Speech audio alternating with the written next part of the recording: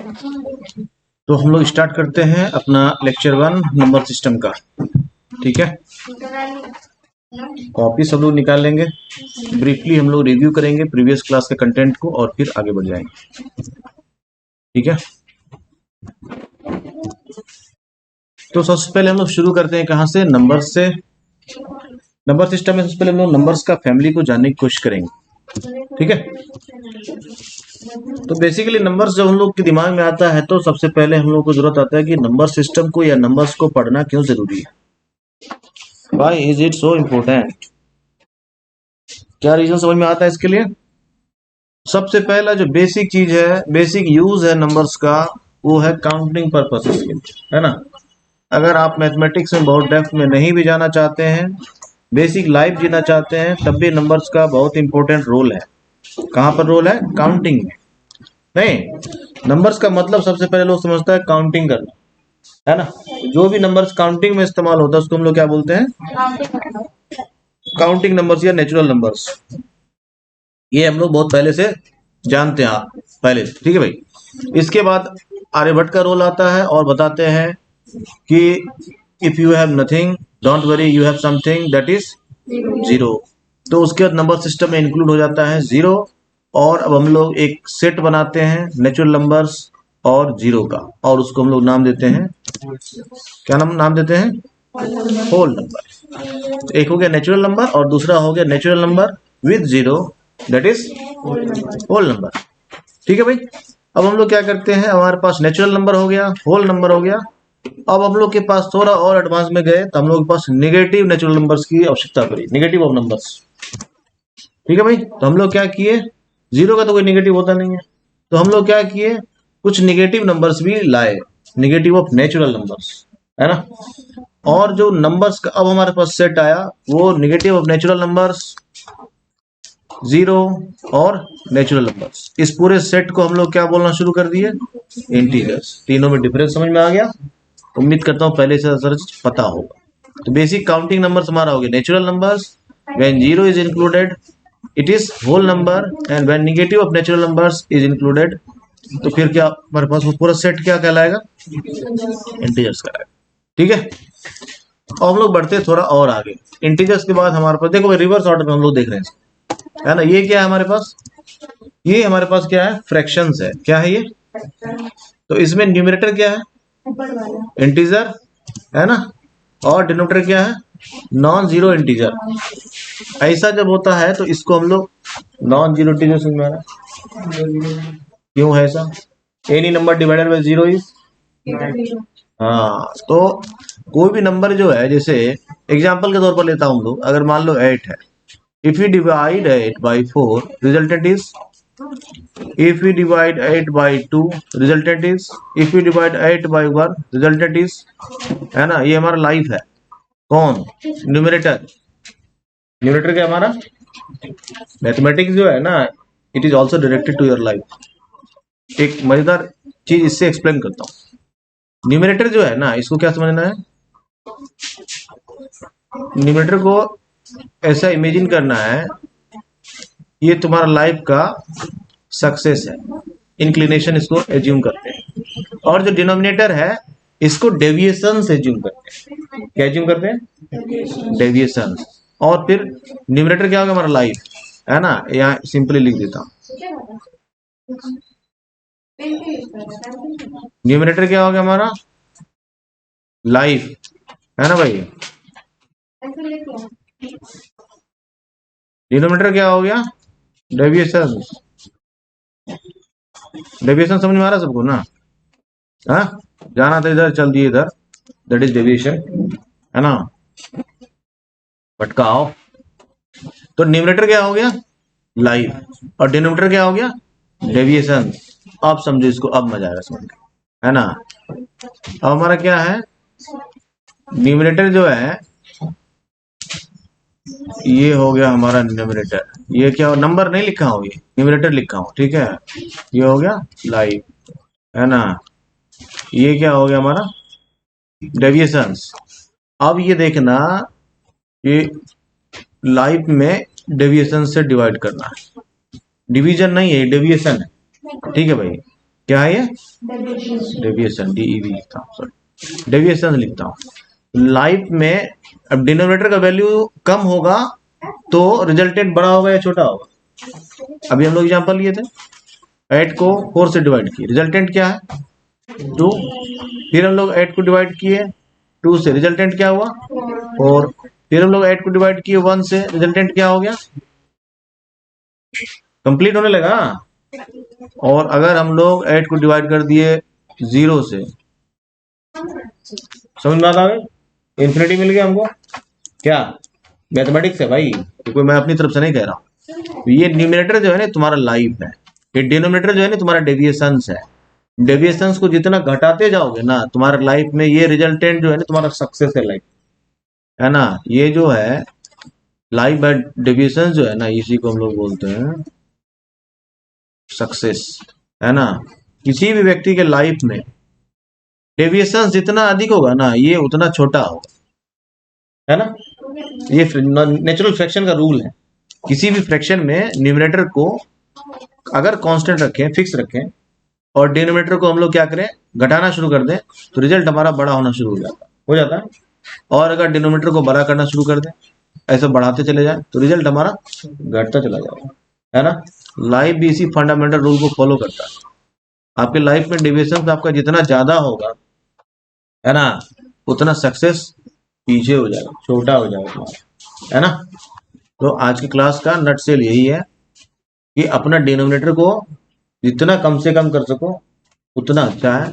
और अगर इसको घटाते घटाते हम लोग, ये जो है ना, ये कॉन्सेप्ट जो है, ये यहाँ तक जो है ना पूरा दुनिया सोचा, यहाँ के बारे में सिर्फ इंडिया सोचा, यही कमाल बात है ना।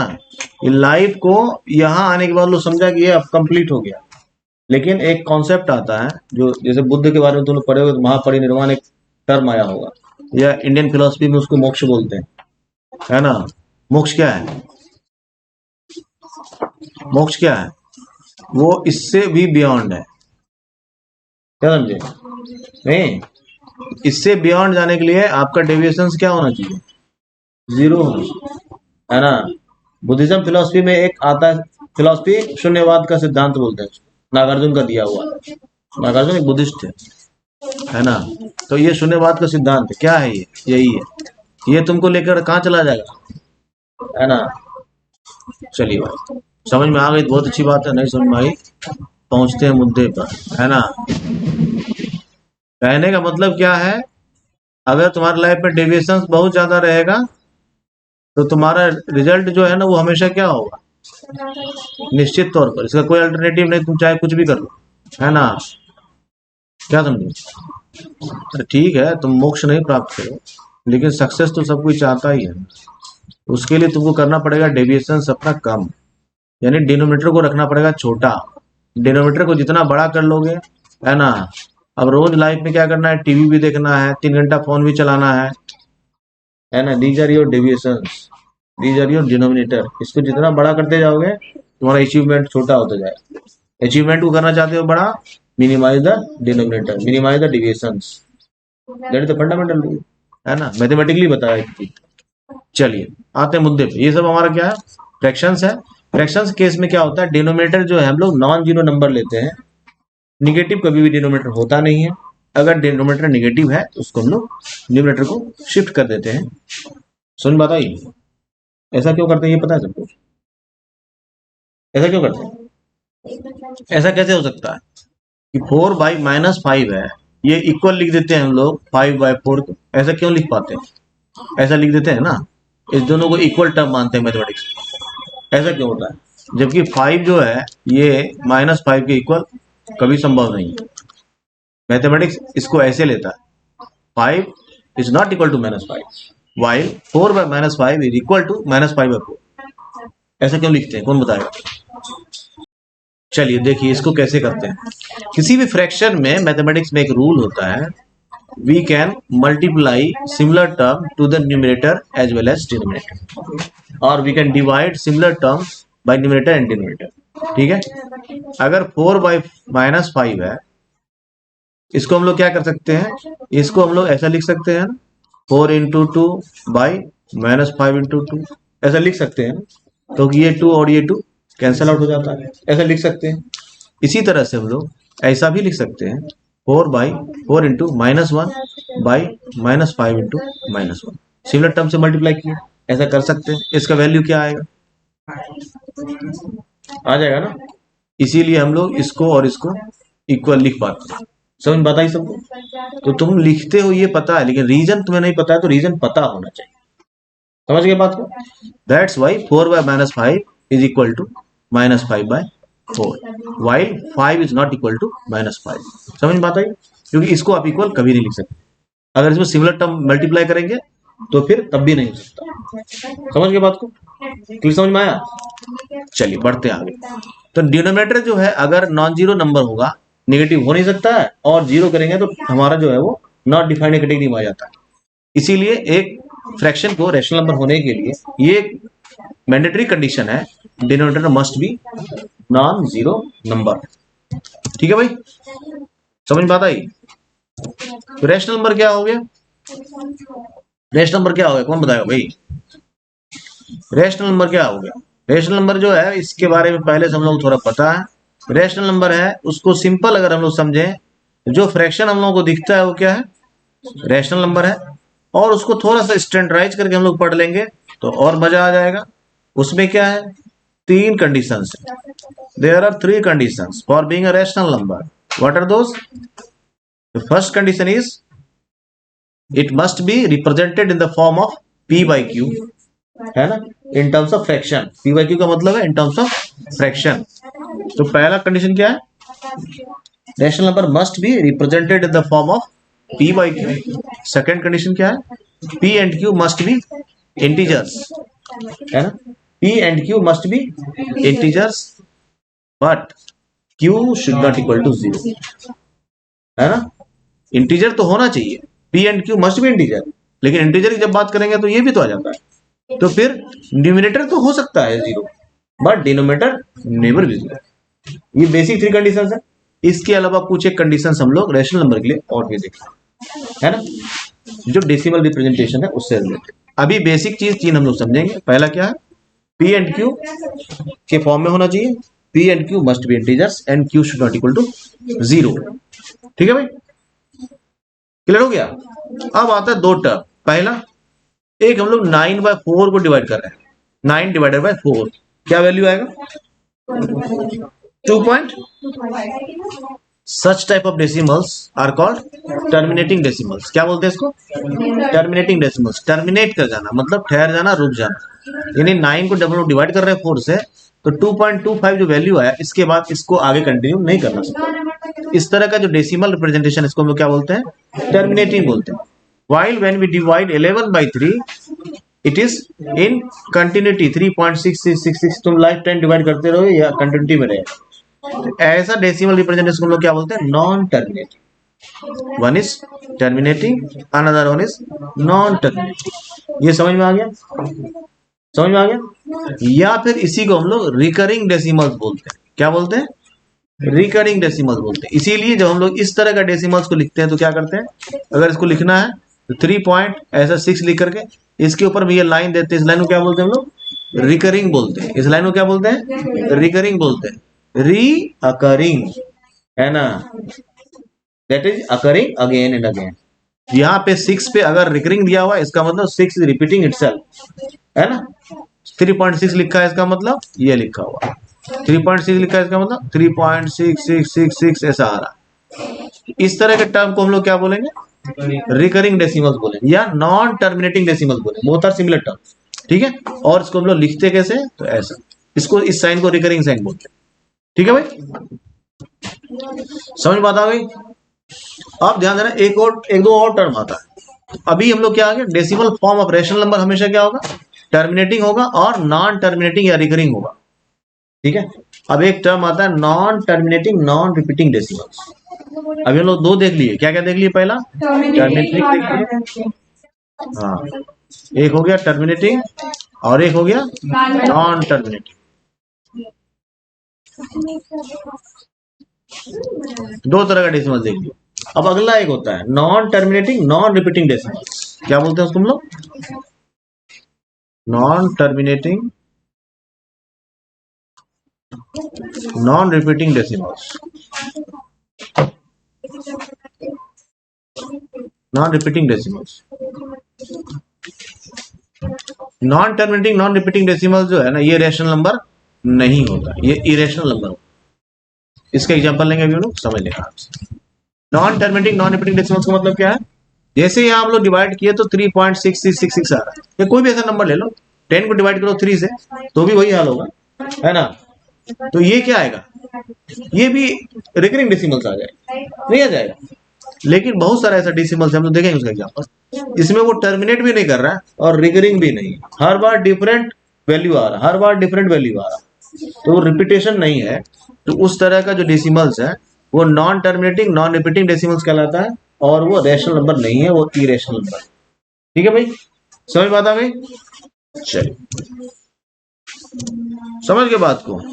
जैसे अभी एग्जांपल हम लोग ले रहे हैं, जैसे ये है 4.914914 ऐसा करके आ रहा है, ये क्या है?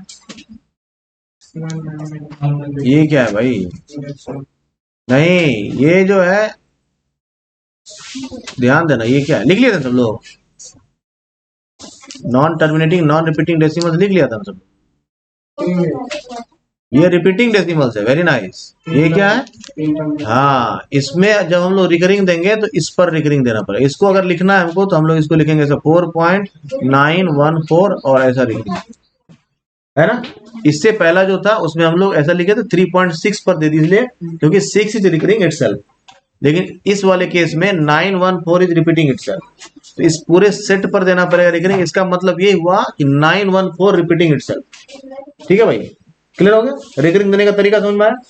तो रिकरिंग ऐसा भी हो सकता है, ऐसा भी हो सकता है, इससे भी बड़ा हो सकता है कि वो उसमें ऐसा हो सकता है 4 सेट ऑफ डिजिट्स जो है वो रिपीट कर रहा है इटसेल्फ, तो उसमें सब पर हमको रिकरिंग देना पड़ेगा। क्लियर हो गया? चलिए समझ गए बात को, आगे बढ़ते। अब है इसमें कुछ एक है हमारे पास, now you have to identify which type of rational number it is. अगर यहाँ 0.048 दे रखा है, इसका मतलब क्या है? कौन बताएगा भाई? इसका मतलब है 0.04888 आ रहा है। 8 इज रिकरिंग इटसेल्फ, नॉट 48। इस केस में इसको अगर हम लोग लिखना चाहेंगे तो 0.914914 रिपीटिंग इटसेल्फ। ठीक है भाई, दोनों मंत्र समझ में आ गया? अगर 2.066 ये कैसा डेसिमल है? टर्मिनेटिंग डेसिमल है ना? अब ये देखो 0.01225478, कुछ है? कोई एक ऐसा पैटर्न है जो रिपीट हो रहा है? इस तरह के डेसिमल्स को क्या बोलेंगे? Non terminating non repeating decimal. यही अभी जो लिखा था बोल, है ना? ये नॉन टर्मिनेटिंग है और नॉन रिपीटिंग डेसिमल्स है ना भाई? और ये रैशनल नंबर नहीं है। ठीक है, अब आते हैं 3.14 ऐसा करके आ रहा है, रिपीट कर रहा है। ये क्या है? पाई का वैल्यू है ना? ये क्या कर रहा है? रिपीट कर रहा है अपने आप को कहीं भी? नहीं कर रहा है, वेरी नाइस। इसमें देखो, नहीं कर रहा है। इसमें देखो, नहीं कर रहा है। इसमें ये रिकरिंग डेसिमल्स हो गया। समझ बात आ गई सबको? अब समझने में दिक्कत है क्या? इसको अच्छे से समझ गए सब लोग? टर्मिनेटिंग डेसिमल क्या होता है, नॉन टर्मिनेटिंग डेसिमल्स क्या होता है, और non terminating non repeating decimals क्या होता है? तीनों में अंतर समझ में आ गया? आया? चलिए, तो इसको थोड़ा सा हम लोग और डिटेल में देख लें, है ना? पहला क्या हो गया? नॉन टर्मिनेटिंग है, यानी रिकरिंग डेसिमल्स। नॉन टर्मिनेटिंग को क्या बोलते हैं हम लोग? रिकरिंग डेसिमल्स बोलते हैं। तो कहीं पे नॉन टर्मिनेटिंग लिखा हो एक ही बात है, और रिकरिंग लिखा हो एक ही बात है। तो non terminating recurring decimals rational number होता है, इसलिए रैशनल नंबर है। दूसरा, ये क्या है? उसी तरह से रिकरिंग डेसिमल है, ये क्या होगा? रैशनल नंबर हो जाएगा। कोई दिक्कत है? चलिए, ये क्या है? टर्मिनेटिंग डेसिमल है, terminating decimal is rational number. Next, non terminating non recurring decimals है। Non terminating non repeating decimals भी बोलते हैं या नॉन रिकरिंग डेसिमल्स बोलते हैं। such type of decimals are not a rational number.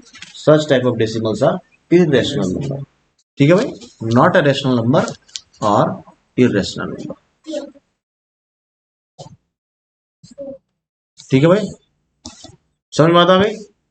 Next again non terminating non repeating decimals, again this is irrational number, again this is non terminating non recurring decimals, not a rational number, non terminating non recurring, again not a rational number, irrational number, this one is recurring non terminating recurring decimals, it is rational number. समझ बात आ गई?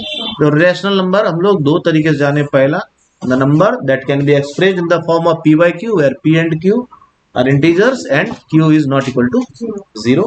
Again number must be, decimal representation of rational number must be either terminating or recurring decimals.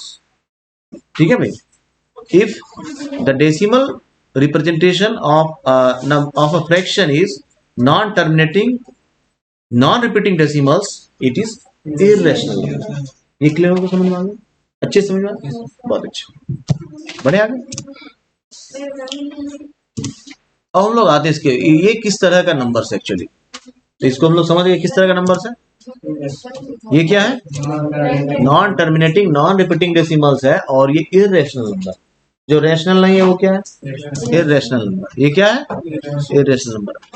ठीक है, irrational number एक तो ये हो गया। दूसरा, जितना भी हमारा अंडर रूट में है जिसका परफेक्ट स्क्वायर नहीं है अंडर रूट में, वो जैसे √2, √3, √5, ये सारा का वैल्यू क्या आएगा? हमेशा इररेशनल नंबर आएगा। ये इररेशनल नंबर, ठीक है, क्योंकि इनका डेसिमल रिप्रेजेंटेशन कैसा होता है? ऐसा ही होता है। ठीक है, non terminating non repeating decimals है, इसीलिए ये सारा नंबर क्या हो गया? हाँ, समझ के बात को? क्लियर हुआ? किसी को समझने में परेशानी बता सकते हैं?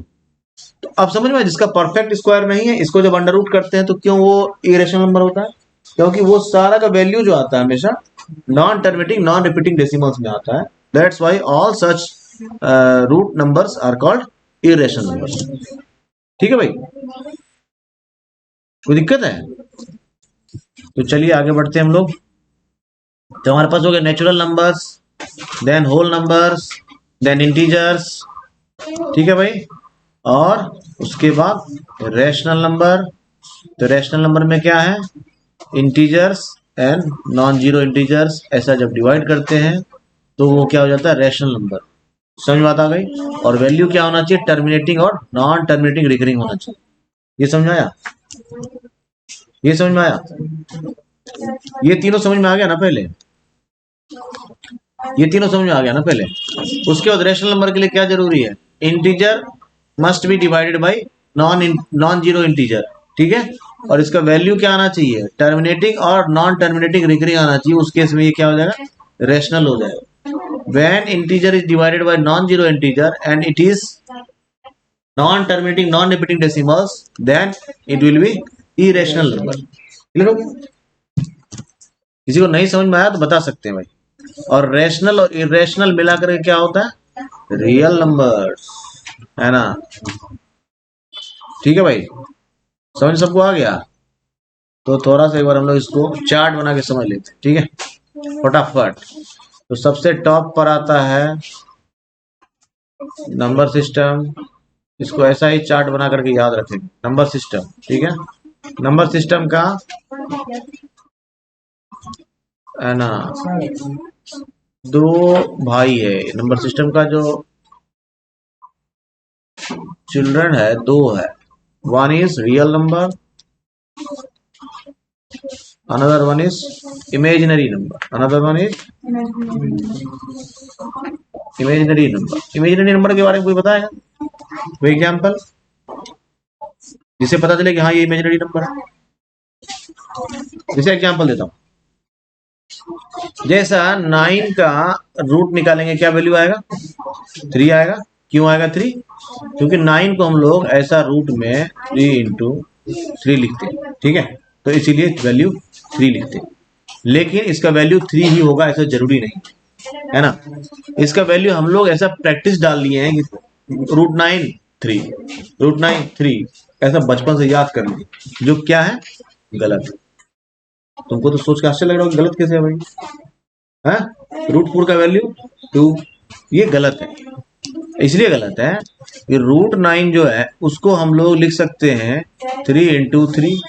साथ ही साथ इसको हम लोग ऐसा भी लिख सकते हैं -3 इंटू -3। तो रूट 9 का वैल्यू 3 भी हो सकता है और रूट 9 का वैल्यू -3 भी हो सकता है। इसीलिए जब भी मैथमेटिक्स में हम लोग ऐसा रूट 9 का वैल्यू लिखेंगे तो हम लोग लिखेंगे प्लस और -3। रूट 4 का वैल्यू है प्लस और -2। ये स्टैंडर्ड मैथमेटिक्स है। तो बचपन से जो रटे थे वो अलग भी था, लेकिन जब हम लोग चीजों को स्टैंडर्डाइज करेंगे तो तरीके से सोच के समझ के काम करेंगे। समझ बात आई? तो ये सारा क्या है, हमारा रियल नंबर है। लेकिन हम लोग एक अलग सिचुएशन को इमेजिन करते हैं। सपोज करता हूं कि रूट 9 की जगह पे रूट -9, इसका वैल्यू क्या आएगा? क्योंकि -9 है, इसको जो हम लोग ऐसे करेंगे, इसको लिखने के लिए 3 इंटू -3 लिखना पड़ेगा। इधर टर्म को माइनस करना पड़ेगा। इसका वैल्यू कुछ नहीं ले सकते। ले सकते हैं क्या? तो ये एक इमेजिनरी नंबर आ जाता है इसका वैल्यू। एक एग्जांपल समझ में आ गया इमेजिनरी नंबर का। बाकी इसको हम लोग क्लास सीनियर क्लास में डिस्कस करेंगे डिटेल में। ये एक समझने के लिए तुम्हें एग्जांपल के तौर पर समझा दूं, ताकि तुम्हारे में ये नहीं लगे कि इमेजिनरी नंबर क्या होता है। सारा नंबर का तो वैल्यू आ ही रहा, ठीक है। तो ये वैल्यू इसका कुछ नहीं आएगा। आप इमेजिन कीजिए कोई ऐसा इमेजिनरी नंबर होगा जो इसका वैल्यू आए, ठीक है। तो इसीलिए अभी हम लोग इसको डिस्कस नहीं करने वाले हैं और हम लोग बढ़ने वाले हैं आगे, और थोड़ा पढ़ेंगे फास्ट में, ठीक है भाई। यहां तक समझ में आ गया सबको? तो रियल नंबर समझ गए सब लोग, और दूसरा हो गया हमारे पास इमेजिनरी नंबर। इस भाई साहब को यहीं छोड़ते हैं और बढ़ते हैं रियल नंबर के साथ आगे। तो रियल नंबर का फिर 2 चिल्ड्रन था। पहला रैशनल नंबर,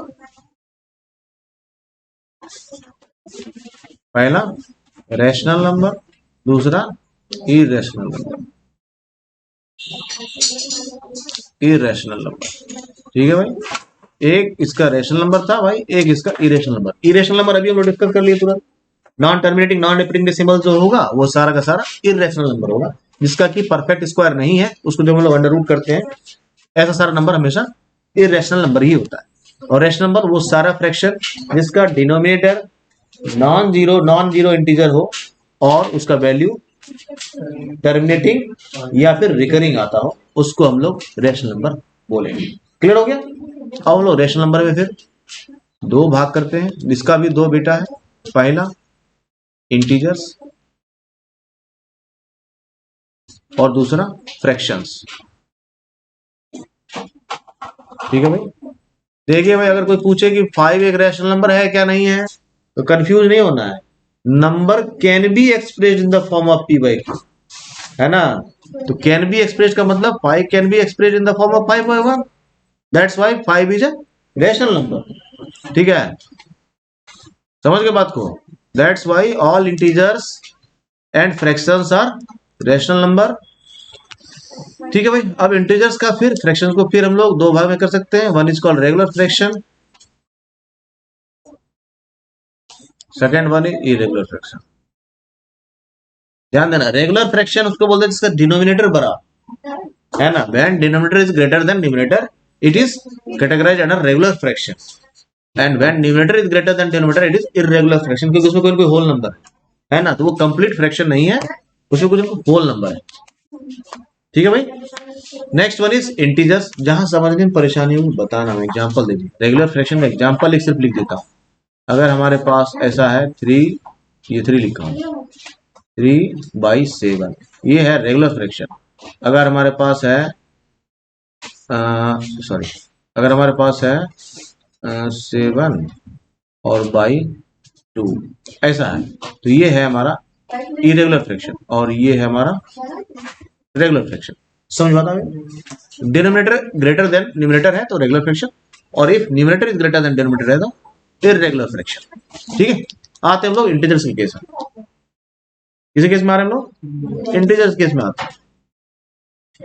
इंटीजर्स में अब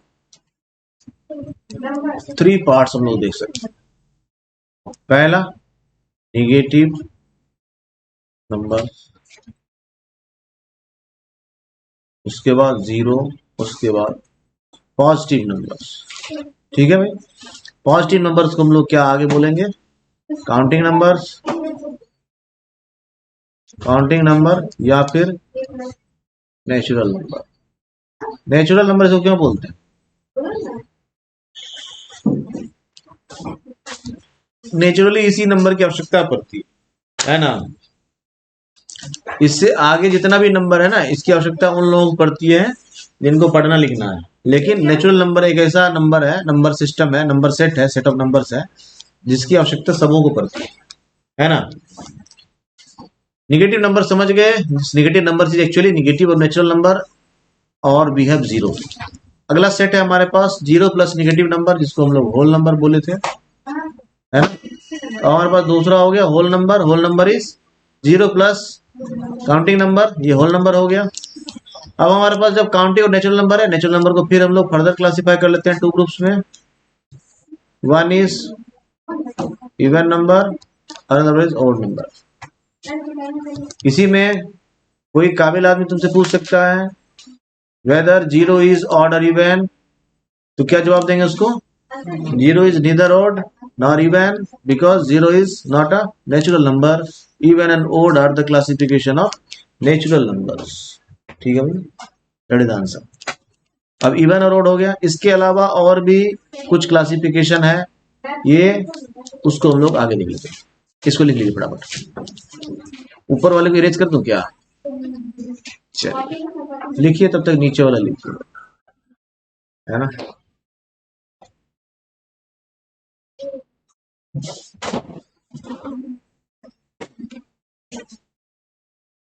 अब देखिए भाई, नेचुरल नंबर का एक क्लासिफिकेशन हम लोग यहाँ देख लिए, ऑड और इवन। नेचुरल नंबर का और भी कुछ क्लासिफिकेशन। नेचुरल नंबर है तो इसको हम लोग टू पार्ट्स में और भी डिवाइड कर सकते हैं, है ना। First one is prime number and second one is composite number. ठीक है, तो प्राइम नंबर सबों को पता ही है, जिसका टू ही फैक्टर्स होता है ना। एक वन, एक number itself. Second one is composite number, जिसका मोर देन टू फैक्टर्स होता है। ठीक है भाई, तो ये नेचुरल नंबर का फर्दर क्लासिफिकेशन है। इसके अलावा और भी बहुत सारा हम लोग देखते हैं, जैसे को प्राइम नंबर्स मिलेगा, उन सबको हम लोग बाद में डिटेल करेंगे। ठीक है, ये बेसिक्स है, इतना समझना जरूरी है, इसको फटाफट लिख लें। तो बढ़ते हैं आगे। चलिए, 8 डिवाइडेड बाई 2 क्या होगा? क्या होगा? अब लग रहा है कितना बेसिक सा चीज क्यों बता रहे हैं सर? नहीं, ये इसीलिए बता रहा हूँ, इनका टर्म्स समझा रहा हूँ बस। ऐसा अगर कोई डिवीजन करते हैं हम लोग, इसमें ऐसा 4 टर्म्स है, इसको दिमाग में रखना, है ना।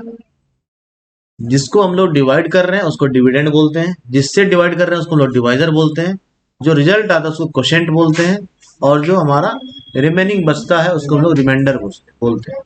इस चारों टर्म को याद रखना, ठीक है। डिविडेंड इक्वल टू क्या होता है? इसको बचपन में याद किए होंगे सब लोग। यस, डिविडेंड इक्वल टू क्या होता है भाई? डिविडेंड इक्वल टू होता है divisor into quotient plus remainder होता है ना। जैसे यहाँ डिवाइजर क्या हमारा 2, क्वोशेंट क्या हमारा 4, रिमाइंडर क्या हमारा, इसको जब हम लोग कर देंगे तो हमारा क्या हो जाएगा 8 क्या हमारा डिविडेंड। समझ में आ गया? तो कोई भी डिवीजन जो है इस रूल को फॉलो करता है, ऐसा हम लोग बचपन से सीखे हैं। ऐसा जरूरी नहीं है लेकिन, है ना। जैसे एक दो एग्जाम्पल लूं क्या है? चलो मजे लेने के लिए लेता हूँ। चलिए भाई, एक डिवीजन करता हूँ, तुम लोग बताना whether I am going in a right direction और नॉट। चलिए एक डिवाइड करते हैं हम लोग 7 से। क्या से डिवाइड कर रहे हैं? डिवाइड करता हूँ, चलो भाई 7 से डिवाइड कर रहा हूँ, ठीक है। और डिविडेंड ले लेता हूँ 30, ऐसा करके कुछ ले लेता हूँ 748 ऐसा मान के ले लेता हूँ, ठीक है। तो तुम जो डिवीजन सीखे हो थोड़ा ज्यादा हालांकि बड़ा हो जाएगा, इसको छोटा कर लेता हूँ कैलकुलेशन में आसानी। चलो इतना ही रहने देता हूँ। तो तुम्हारे हिसाब से क्या होना चाहिए यहाँ? क्वोशेंट में क्या लिखना चाहिए? 4 लिखना चाहिए? नहीं, कभी सोचे हो कि क्यों लिखना चाहिए? ऐसा लिखना चाहिए ना। अरे ऐसे लिखना चाहिए ना भाई, ऐसे इसीलिए भी लिखना चाहिए, इसके पीछे तुम्हारा रीजन ये है कि सर इस पे जो है ना ऐसा डालिए तो आपको ये सेटिस्फाई कर देगा, जस्टिफाई कर देगा। यानी आप, ये हमारा डिवाइजर, ये हमारा कोशेंट और ये हमारा रिमाइंडर, तो 7 को 4 से इंटू करके +2 कर दीजिए तो आपको डिविडेंड आ जाएगा। इसका मतलब ये तरीका हमारा डिवीजन, करेक्ट। तो हम कुछ मिस्टेक्स करने की कोशिश कर रहे हैं, ठीक है। तो हम लोग 7 को डिवाइड कर रहे हैं 30 से, और आज हमारा मूड जो है थोड़ा अलग, तो हम सोचे कि नहीं 4 से नहीं डिवाइड कर, इसको 3 से ही करता हूँ, है ना, तो 3 से ही करता हूँ। तो क्या हो जाएगा, यहाँ 21 हो जाएगा, रिमाइंडर क्या आएगा 9। हम लोग क्रॉस चेक करते हैं इसको, तो 7 × 3 + 9 करते, कितना आया, कहाँ गलत, सीखे तो तुम यही होगे, लेकिन कभी क्रॉस एग्जामिन नहीं किए, है ना। तो चलो एक ट्राई और लेते हैं, है ना, थोड़ा और मूड को डिफरेंट बनाते हैं। तो 7 को डिवाइड कर रहे हैं 30 से, तो अब हमारा 4 से भी दिल नहीं लगा, तो हम सोचते हैं चलो 5 ही करके देख लेते हैं, 5 में क्या हो रहा है। तो यहाँ क्या हो जाएगा 35, और इसको जब हम लोग सब्ट्रैक्ट करेंगे, एक्चुअली यहाँ सब्ट्रैक्शन साइन होना चाहिए, तो क्या हो जाएगा -5। और इसको हम लोग जब अब क्रॉस एग्जामिन करते हैं तो भी हमारा क्या आता है 30, ये भी सही है, ये भी सही, इसी अब, लेकिन तुम ऐसे डिवाइड तो कभी किए नहीं, ऐसे तो डिवाइड कभी किए नहीं, हमेशा ऐसे, कभी सोचे कि क्यों करते हो ऐसा, जबकि ये तुम्हारा जो फंडामेंटल रूल है जो चेक करने का, dividend equal to divisor to quotient plus remainder, इसको तो ये सेटिस्फाई भी कर रहा है, ठीक है। इसका मतलब है ये समझ में आ रहा है, कुछ और बात है जो तुमको अब तक छिपाया गया तुमसे, जो तुमको बताया नहीं गया, है ना, और तुमको एक पैटर्न सिर्फ सेट कर दिया गया, डू लाइक दिस, है ना। तो उसको भी हम लोग समझेंगे ऐसा क्यों करते हैं, क्यों ये दोनों को इनकरेक्ट माना जाता है ना, क्यों इसी को करेक्ट माना जाता है। लेकिन तुम्हारी जानकारी के हिसाब से जो है उसके हिसाब से तो ये दोनों भी सही है, लेकिन मैथमेटिकली ये दोनों इनकरेक्ट है, क्यों है उसका रीजन अलग, उसका रीजन हम लोग आगे डिस्कस करेंगे। यहां तक समझ में आया सबको, और बढ़ते हम लोग आगे। तो ये बेसिक तरीका हमारे पास, dividend equal to divisor into quotient plus remainder, सब लोगों को पता है, नहीं पता है तो लिख लेंगे, ठीक है भाई। इसको हम लोग क्रॉस चेक कर रहे हैं, तो 2 × 4 + 0, whether 8 is dividend, 2 is divisor, 4 is quotient, 0 is remainder. Now we have second example when 15 is divided by 2, ठीक है। तो इस केस में क्या हो गया हमारा 15 इक्वल टू 2 × 7 + 1, ठीक है भाई। अब आ रहे हैं हम लोग थोड़ा स्टैंडर्ड फॉर्मेट, है ना। अब ध्यान देना, तो ये पैटर्न समझ में आ गया सबको, तो ये कोई नई चीज तो है नहीं, बचपन से जान रहे हैं सब। थोड़ा सा हम लोग उन दोनों कंडीशंस को जहां तुम्हारा भी गियर फंसा उसको समझेंगे और उसको स्टैंडर्डाइज करेंगे, ठीक है। उसके लिए थोड़ा सा कंडीशंस जानना जरूरी, कि दो डिवीजन चलता है actually it follow certain conditions, है ना, उस कंडीशंस को तुमसे हाइड किया गया था। तो हम लोग जो डिविडेंड है ना उसको कंसिडर करेंगे क्या, ए, ठीक है। डिविडेंड क्या कंसिडर करेंगे, ए, और जो डिवाइजर है उसको क्या कंसिडर करेंगे, बी, और जो क्यू है इसको कोशेंट कंसिडर करेंगे, और आर जो है वो रिमाइंडर कंसिडर करेंगे। आर से रिमाइंडर होता है, क्यू से कोशेंट होता है। ए और बी हम लोग जो है डिविडेंड और डिवाइजर के लिए यूज कर रहे हैं, क्लियर हो गया। तो ये जो फॉर्मेट है ये क्या हो गया actually, A equal to B Q plus R, इसको लिख लें सब लोग। This is the general format of a division actually, और इसमें आगे कुछ कंडीशंस है उसको हम लोग देखें, है ना, आगे कुछ कंडीशंस है उसको भी देखें। तो अभी हम लोग समझ गए कि बेसिक फॉर्मेट हमारा क्या है, A equal to B Q plus R है। इसका डिटेल्स और कंडीशन हम लोग देखेंगे नेक्स्ट।